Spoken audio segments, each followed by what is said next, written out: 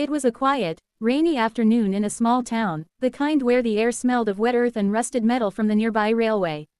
The mechanic's shop, an old brick building with faded red paint, sat at the corner of the main street. Inside, the steady sound of tools clinking and the smell of oil filled the air. Samuel, the town's only mechanic, had just finished repairing an old pickup truck when he noticed someone standing hesitantly in the doorway. It was a little girl, no more than 7 or 8, wearing a faded yellow dress and clutching a small, worn teddy bear. Her hair was damp from the rain, and her face was pale, with a fragile look that made Samuel put down his wrench immediately. She stepped inside, her shoes squeaking against the shop's concrete floor. Her voice was soft and tired when she spoke. "Mister, can you help me?" Samuel, concerned, knelt down to her level. "Of course, sweetheart. Where's your mom or dad?" The girl's eyes darted toward the street, but no one was there. She shook her head slowly. I can't walk up the stairs. If you carry me, I'll tell you a secret." The request was strange, but something in her tone, both fragile and urgent, made him nod without hesitation. She looked sick, and her small hands trembled as she reached out. Samuel gently lifted her, feeling how light she was, as though she weighed less than a bag of tools. Her breathing was shallow, and her head rested against his shoulder as he stepped out into the rain. She pointed to an old apartment building 2 blocks away. Its paint was peeling, and the front steps were cracked. Samuel climbed carefully, each creak of the wooden staircase echoing in the silence. The girl's voice was faint, almost like she was afraid the walls could hear her. "My secret is upstairs." When they reached the top floor, she directed him to a small, dimly lit apartment. The door was unlocked, and inside it smelled faintly of dust and lavender. On the table was a single photograph of a woman holding the same teddy bear the little girl clutched. Samuel looked around, puzzled. "Where's your family?" he asked softly. She motioned for him to set her down on a small couch. Her legs dangled, and she hugged the bear tighter. Then she looked him in the eyes, her voice trembling but steady enough to be heard. "My mama is gone. She told me, if I ever needed help, to find someone kind. I saw you helping the man with the broken car last week. She said a kind person would carry my heart up the stairs when I couldn't." Samuel felt a lump in his throat.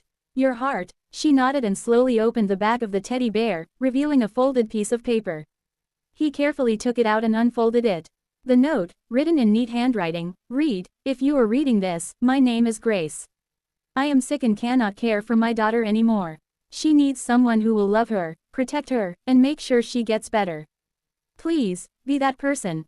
Samuel's hands trembled as he read the words. The little girl, Grace's daughter, was looking at him with a mix of hope and fear. He realized she had walked to his shop alone, carrying both her illness and her mother's desperate wish. "What's your name, sweetheart?"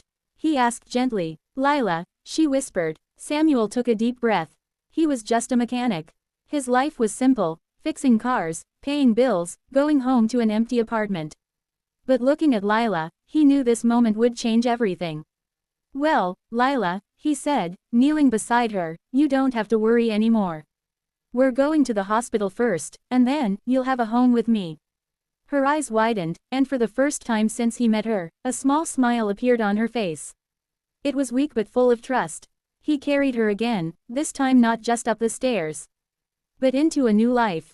At the hospital, doctors confirmed she had a treatable condition, though it would require time, medication, and care.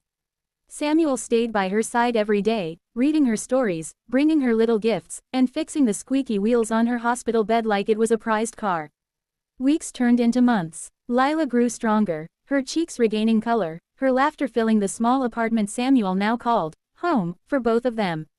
They decorated the place together. Lila chose curtains with sunflowers, and Samuel built her a small wooden shelf for her books and the teddy bear that had carried her mother's last wish. On rainy afternoons, they would sit by the window, Lila sipping hot cocoa while Samuel told her stories from his childhood. Sometimes she would ask about her mother, and Samuel would tell her how brave Grace had been to trust a stranger.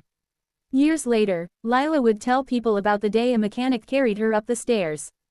She would talk about how heavy her heart felt before, and how it became light the moment Samuel promised she wouldn't be alone again. Samuel, for his part, never saw himself as a hero. He always said, "I just fixed what was broken. This time, it wasn't a car, it was a life." And in a way, that was true. Because sometimes the most important repairs aren't made with tools or bolts, but with open arms and a promise kept in the rain. Even now, long after that first meeting, Lila keeps the teddy bear on her nightstand. The note stays folded inside, a reminder of the day two lives changed forever. Some people believe secrets are meant to be hidden. But sometimes, a secret carried up a staircase can become the start of a whole new story, a story of kindness, healing, and the quiet power of a promise made by a man who thought he was just a mechanic. The town never forgot about the rainy day when Samuel and the sick little girl disappeared into an old apartment and came back as family. And on certain evenings, when the sun sets behind the rooftops and the rain begins to fall, you might still see them walking home together, her small hand in his, both carrying a secret they no longer need to hide, because it has already bloomed into love. And perhaps that's the true secret Lila had promised to tell that day. Not just about her mother's letter, but about the way a single act of kindness can change the course of two lives forever. Because love, once given freely, doesn't stay a secret, it becomes the loudest, most beautiful truth in the world.